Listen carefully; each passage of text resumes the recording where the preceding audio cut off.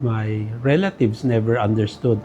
As you mentioned, no, they were always telling my father, "Ba't yan yung anak mo? Nasa kwarto lang, nagbabasa lang siya, gumaganon lang sa computer," di ba? And when you think about it, kasi they expect people either to have a business or you go to a 9-to-5 job. Yeah. That was the gift that my father gave. He was a frustrated writer. He wrote very well, but he says, I had to make a living. And he says, I have made enough for myself and for you so that you can choose anything you want to be and know that you will not starve. How many rich people do you have, right? But how many historians do you have? So my father was what writers call the reader over my shoulder. If you could talk to us about your experiences in Japan, right? You've had one in Kyoto and in Sophia University. What led you there? When I went to Japan, I was given a fellowship in Kyoto University. I realized again how wonderful it is to be an academic because they gave me a beautiful apartment in the mountains. I spent 6 months there in Kyoto University, and the only requirement was one public lecture within the 6 months in any area of your competence. No? So, how will you get that, di ba? Welcome everyone to episode 1 of Ambeth Revealed, the show that we're trying to break down the life of Professor Ambeth Ocampo in his stages in life, no? And of course, in how he uncovered, the profession of being a historian. So, Professor Ambeth, I want to start first with really trying to understand as well your family history. One of the things that you mentioned to me before, Professor, was you grew up in a family of entrepreneurs. Puro businessman, di ba? And in your generation, sabi mo, yung mga uncles and aunties mo, never understood why you never followed their path, right? And you were always enclosed in your room studying, di ba? So I guess, can you share to us more about that decision? Di ba? Parang black sheep, di ba? Ibang unconventional path yung tinake ninyo. Well, actually, I come from a family of shopkeepers. They used to control the appliance trade in the past. No? So there was an Ocampos, whatever.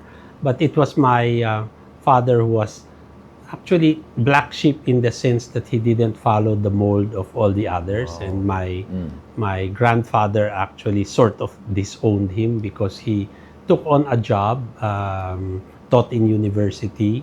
But eventually, he ended up the most successful of all. My grandfather actually sat me down one day and told me, yung tatay mo matigas ang ulo. Kailangan magtayo ka ng negosyo, ikaw ang boss mo, hindi ka empleyado. Yun ang ano niya, no? So, that was the sermon for that day. But I realize now that my father, one, didn't stay in Pampanga where all his siblings stayed and established their businesses. And I'd like to think, although they were successful, you are big fish in a small pond.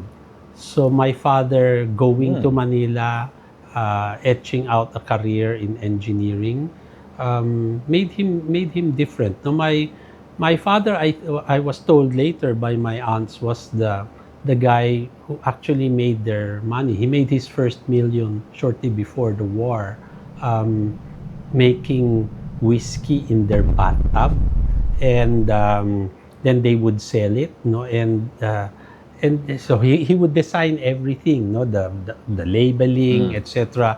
So he's very entrepreneurial in many respects. And when these Ocampos appliances were all over, long before it became famous, my father was saying, since we have an Ocampos appliance store and a pawn shop in every place here in Luzon, why can't we have a drugstore? Because one of his sisters was a pharmacist. Innovator. So he wanted to do something like Mercury Drug. No? So you will control that. I kept telling my father, parang you had too many good breaks and parang there were too many opportunities in your time which we do not have. Like my father actually wrote to get the Coke franchise. He did not get. So he was offered Pepsi and Canada Dry, and which he didn't take. And I kept telling myself, ako, if Dad got pala the Coke franchise, maybe I wouldn't be a historian today. Oo naman, sir. I just sit and become board Oo. chairman of Coke Philippines, no?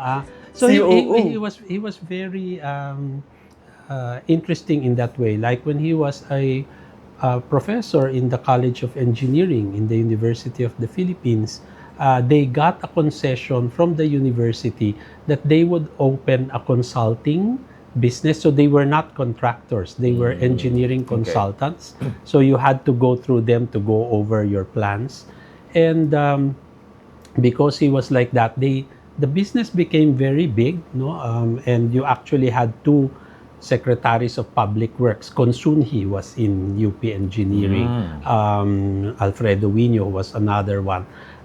And so it became very, very big, no? And one of the associates of my father also again sat me down one day and said, all of us here got our PhDs. Your father got only his MS at Berkeley. But he says what makes your father different and what makes him president of the company is we have our PhDs, but we don't know how to market our work. And your father's gift is knowing how to sell what we know. And I guess that was one thing that I learned from him. So when I started writing also, I wanted to know how I could, sell what I know, enjoy it in the process, but also make money in the process. So in a sense, I'm very entrepreneurial in that way. But that comes from a family of businessmen. So my relatives never understood. So as you mentioned, no, they were always telling my father, "Ba't yan yung anak mo? Nasa kwarto lang, nagbabasa lang siya, gumaganon lang sa computer," di ba? And when you think about it, kasi they expect people either to have a business or you go to a 9-to-5 job. But that was the gift that my father gave. He was a frustrated writer. He wrote very well, but he says, I had to make a living. And he says, I have made enough for myself and for you so that you can choose anything you want to be and know that you will not starve. So that was the foundation for what so he gave me a good education, paid for travel. Very early on, we actually had a French tutor, and then later in college, I had Spanish. So I started out with 4 languages, different languages, and I think as a historian, it's one of the things that you bring. It's one of the skill sets that you need. That you need more languages that opens many doors to things.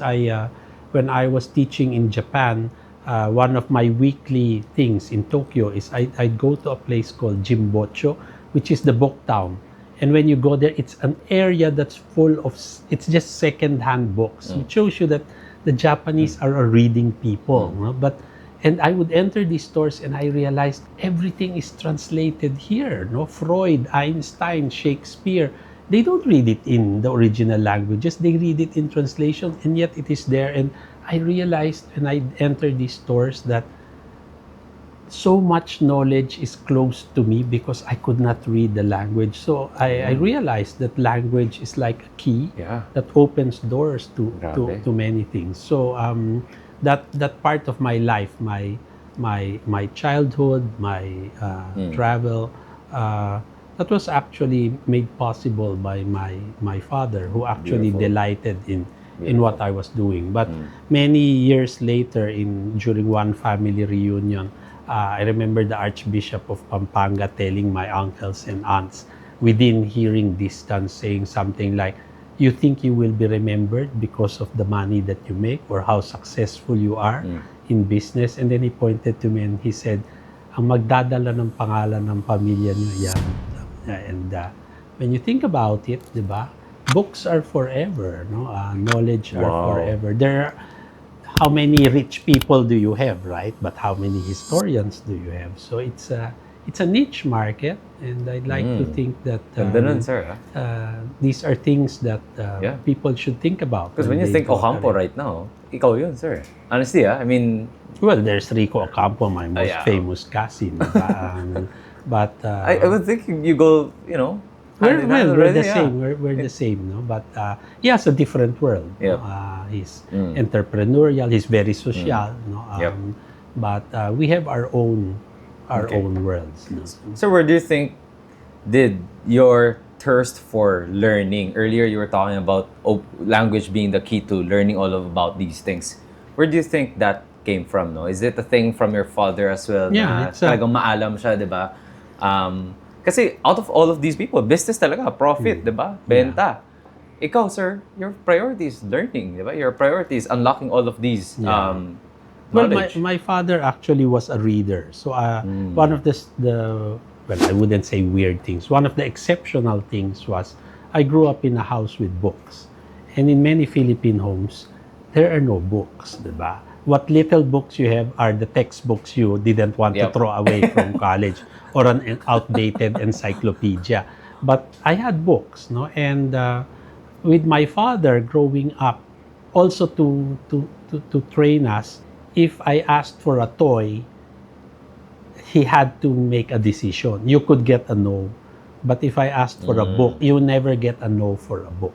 So I guess it's that, no, and it passed down. One of the wonderful pictures I have of my father and his favorite grandson is them reading. Yep. No, so maliit pa yung bata, makita mo pareho silang dalawa maglolo. No, they're reading either books, and then years later, you'll see they're on their tablets. No, so I think one of the reasons why my father died in full command of his faculties at 92 because he read. Sobrang. So I mean, and his iPad, he had to have the New York Times, he had to have the Inquirer.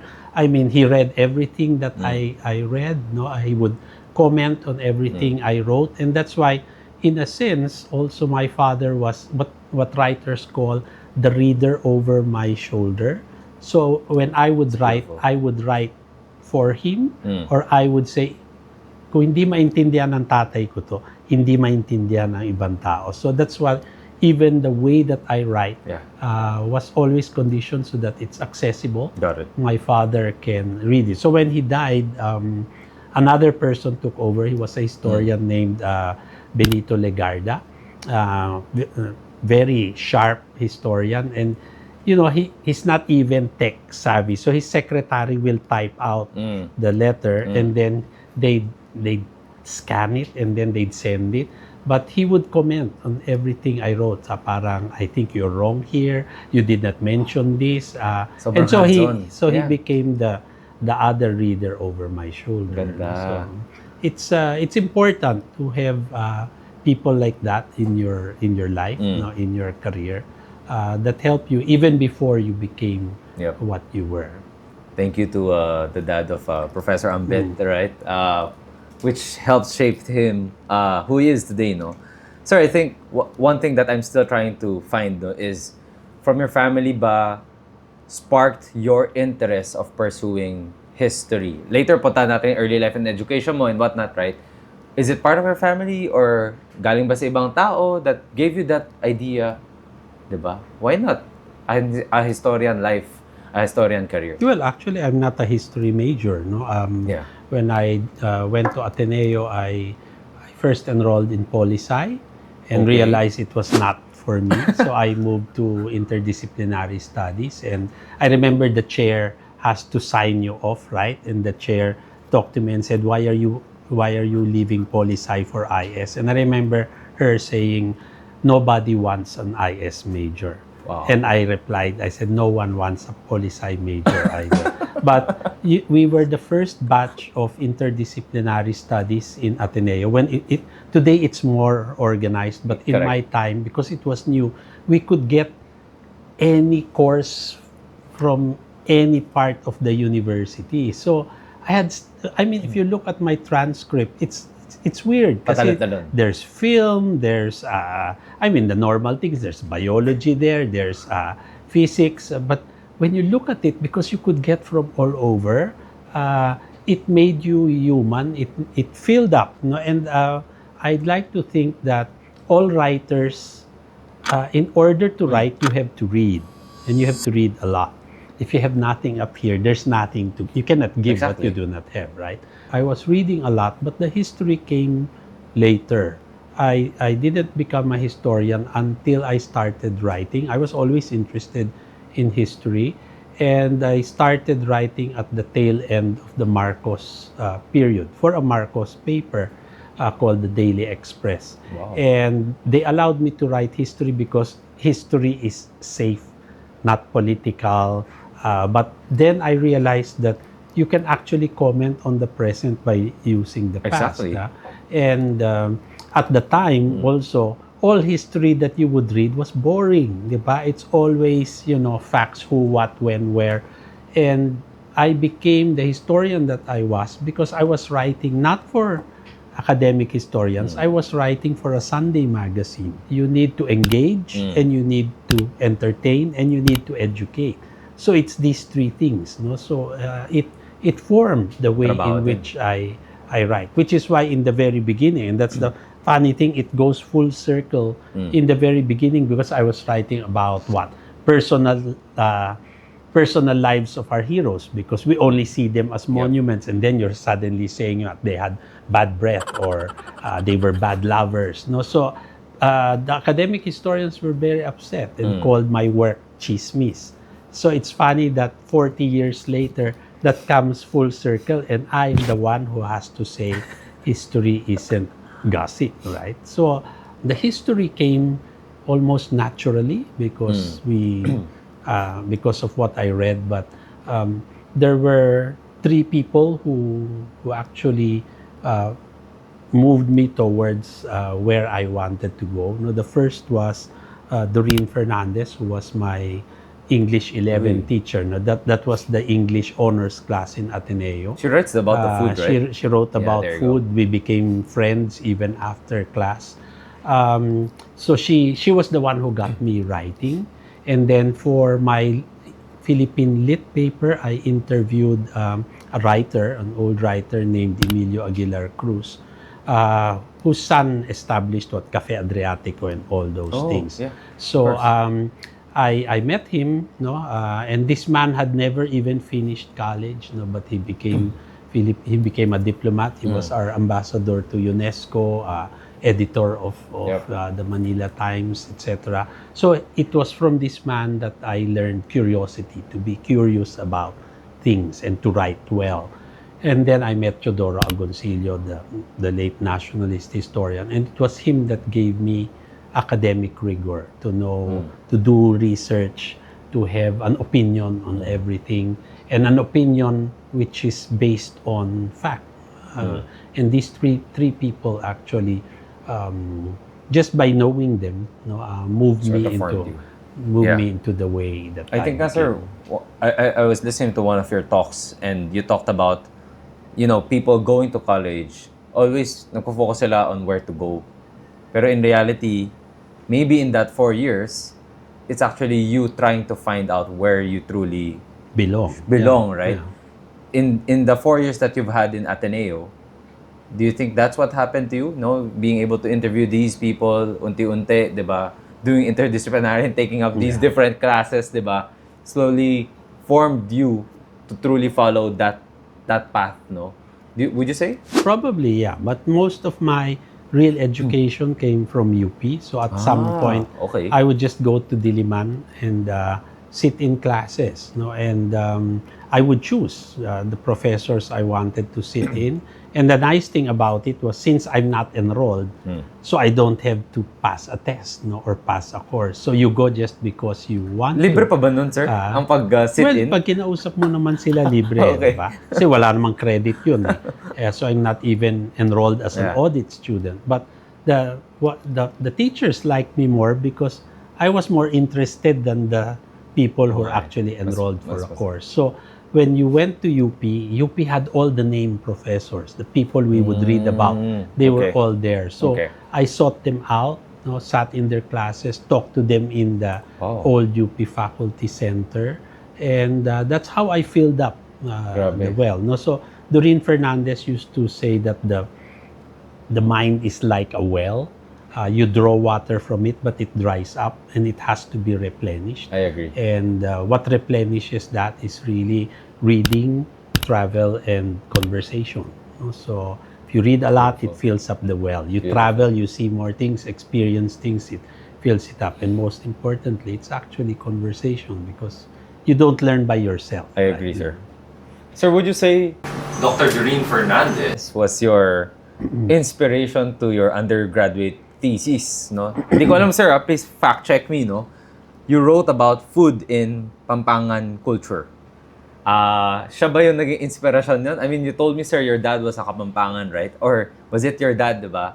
Can you talk to us more about this thesis that you made? No, Doreen was the pioneering food historian, no? And I mean, before it even became a discipline, no? She was the only one doing it. And it just happens that I needed a thesis topic. And, that's why I met Aguilar Cruz. I did a term paper on Kapampangan folklore. So I realized, why don't I write about food? Because in a sense, it was also a way for me to get to know my father's culture. I mean, I was born in Manila. I only spent summers in Pampanga, and all our Sundays were spent in my grandparents' home until they actually passed away. And we always had a big spread. It is only now as an adult, because my family had a big, my father had a big family. There were 10 siblings. I had something like 65 first cousins. And so these 65 first cousins, you see each other every Sunday. When we think about it now, because we had 2 old maid aunts who took care of the grandparents, they would feed us on Sunday. And sabi ko, 65 first cousins, 10 siblings, then the yayas, etc. My aunts fed over 100 people every Sunday. And as the family grew bigger, I mean, sabi ko, that's a town fiesta, di ba? And they did it effortlessly on a Sunday. And because of that, di ba, we learned to like particular food. So I wanted to dig it up, study it as an academic subject. And so it fulfilled 2 things. It fulfilled my academic requirements, but most importantly, I think it gave me the bond to understand my father's culture. It's generally accepted that Kapampangan is the best food. But now we have food from Iloilo, which is declared the UNESCO Culinary city, di ba? So the Philippines is like our food. No? There is not one best food. We are 7,640 islands with 150 different languages. We are not a nation. We are people who imagine ourselves to be a nation. We have to accept our differences first before we imagine ourselves to be a nation. But we haven't gotten there yet. No? So like in Cebu, they refuse to speak Filipino kasi daw Tagalog daw yun. There are more Cebuano speakers than Tagalog. But that's not the point. We need a national language other than English. No, but in Cory Aquino's time, she actually, well-meaning, she said all communication should be in Filipino, which was good. But in actual practice, what happened was in Congress, every representative spoke in their own languages, interpolated. So it was like the Tower of Babel. Suddenly, they were confounded and then they just decided, let's just do English na lang, di ba? But it should have been Filipino, di ba? Why can't we can have both languages, but why can't we, like the Thais or the Indonesians or even the Japanese, di ba? They're united by one language. Got it. So, and language always comes from the capital. So, I mean, talaga. Thank you, sir. Before we jump to the next topic, sir, I guess you could just give us your favorite Kapampangan cuisine or food, no? Na ako, I love your sisig, right? Smashing sisig, right? Ikaw, sir, health or nutrients aside, right? Anong favorite nyo sa Kapampangan? Marami kami. Kapampangan kasi is always pork and lard and if you like sisig, I mean sisig became famous because of that woman in Angeles, but in Manila it was a little restaurant in Quezon City called Trellis that made sisig part of Manila life, and that's run by my cousins. No? Wow. So the thing here is, I have many childhood memories of Kapampangan food. And I was talking about this recently to some people that when I was a boy, we would play, we'd play outside, and then, merienda na, let's eat. And then we would go into the kitchen, and then there's leftover rice. And then somebody would bring out a bell jar from under the cupboard. And this was filled with bagoong. And then we would fish inside, and then there were whole pork chops Oh my God. that were Oh, that wow. were fermented in this bag. So it was Sarap. binagoongan, and Ang that's what we sarap. and sabi, hindi Kinakamay nyo lang. buong pork Oh my chop God. talaga naka. But I mean, that's it. But if you what's a favorite Kapampangan dish? Tough question, sir. Tough question. There are many things. Sinigang? Masarap din sinigang din nyo, sir. Well, masarap sinigang namin. We have Kare-kare is amazing also. kare-kare, but the real Kapampangan things like, but I don't like it. No, it's called biringhi. It's like it's like a paella. But there's certain things that I didn't like as a boy, but when I grew older, I like. You've acquired So it. like buro, which is fermented rice, which now I eat. Nung araw, I didn't like it kasi it looked like cat vomit. No? And we would actually laugh and call it sukang pusa, di ba? Because that's exactly what it looks like. That's why they had to make it pink so it don't look like vomit. But now I eat it, with mustard leaves and with fish, and then we had other things, but mostly pork dishes. No? Okay. All right. So thank you, sir, for sharing us your Kapampangan life. No, I guess next is, I think after at Ateneo, or maybe during your Ateneo years as well, you also had stints studying abroad. No, is that an after thing? Parang it was pagtapos na after- ata, no, sir? after Okay. na. So I guess ang daming nilista na universities ng mga ng internet, right? But maybe if you could talk to us about your experiences in Japan, right? You've had one in Kyoto and in Sophia University, right? Talk to us about your experience there, sir. What led you there?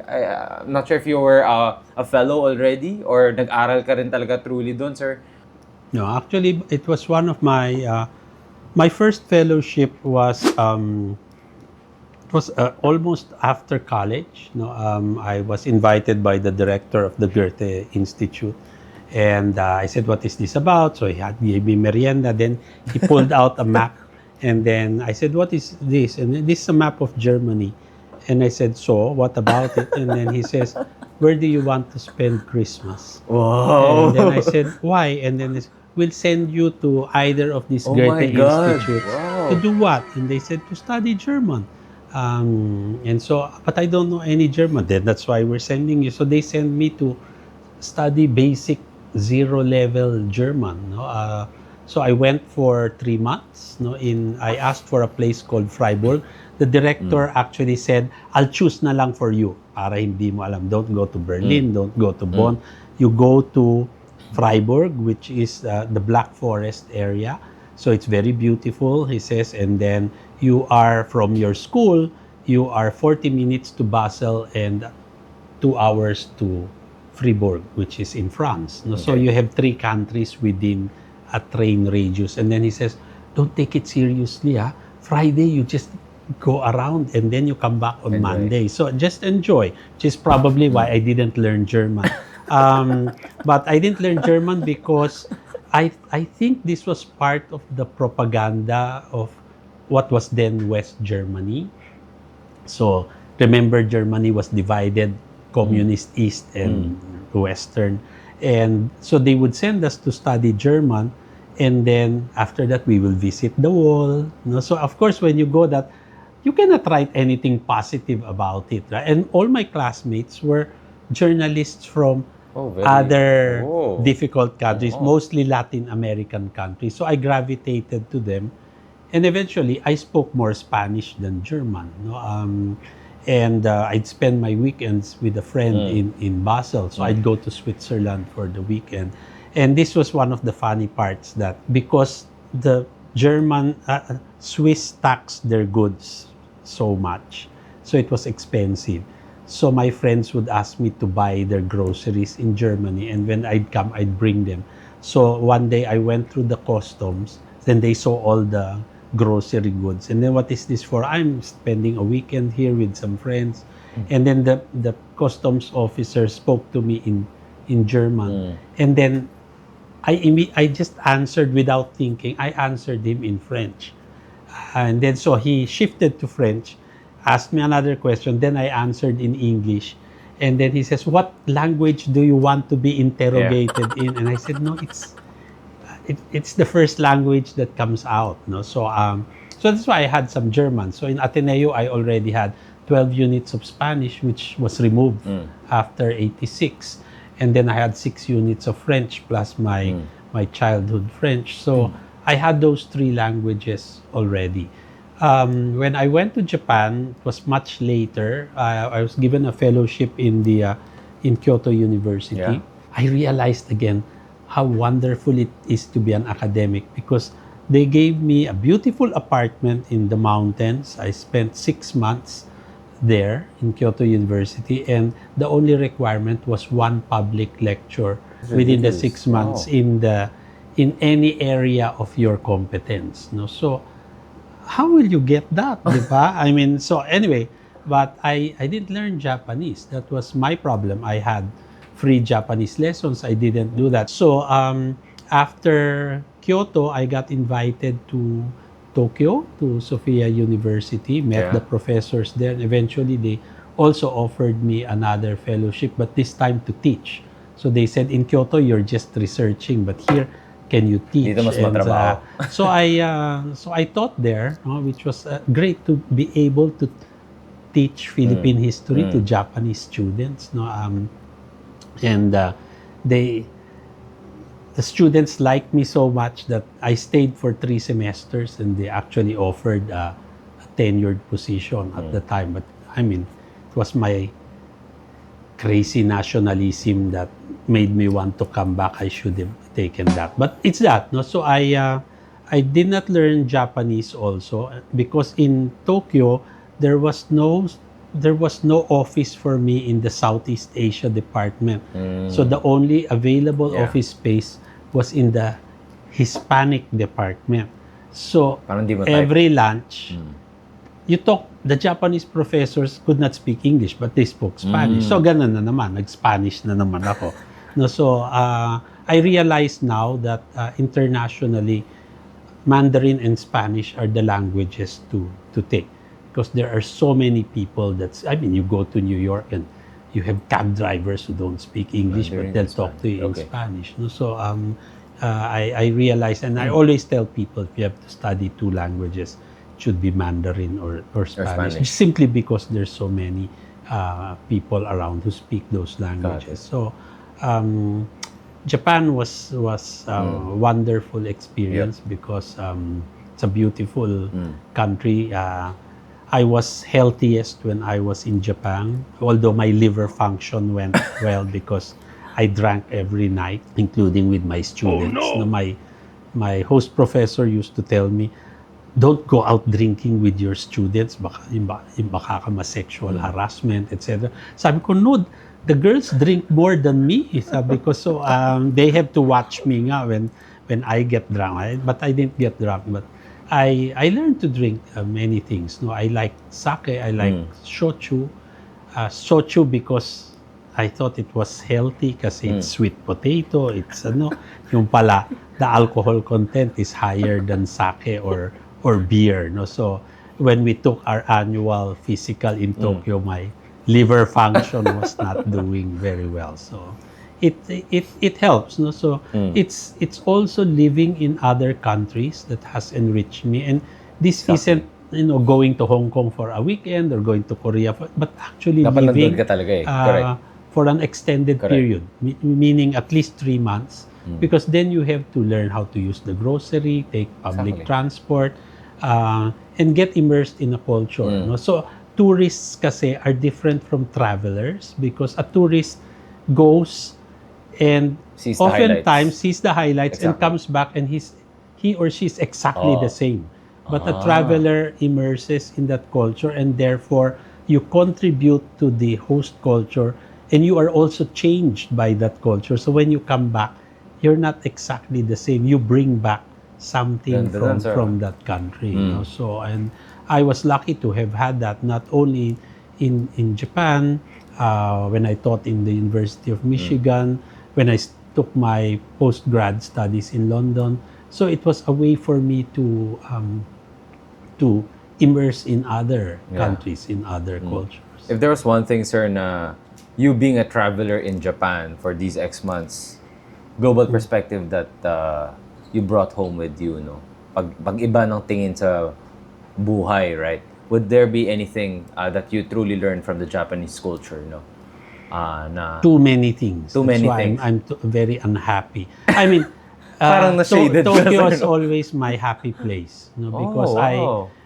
and you know, from 2003 till the pandemic, I would go to Tokyo at least twice, sometimes 5 times in a year, no? Or I would live for a Oh. long time. And I'd like going to Tokyo because I want to be in a place where things work. In the Philippines, things do not work. So you go there for a while, you're happy, then you're depressed when you come back, simply because you see what can be done if we have the right governance, the right politics.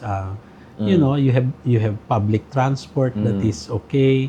You have food that is affordable. You have a happy population. It's something that makes you see. I think that's also when you think about it, it's not just me. You go back to Rizal and Luna and the others. They see when they saw the world outside of what the Philippines was. They saw what can What could have- what can yeah. be, right? Yeah. And it's one thing to see that change that is both a challenge and a frustration. Okay. Thank you, sir. I think almost 4 to 5 minutes, sir. So, Yeah. thank you guys for listening to our episode 1, no, where we truly understand the life of Sir Ambeth Ocampo from his family to education, right? And all the way to his life abroad and his drinking mates in in Kyoto and in Tokyo, di ba? Thank you, everyone. And thank you, of course, Dr. you. Ambeth Ocampo.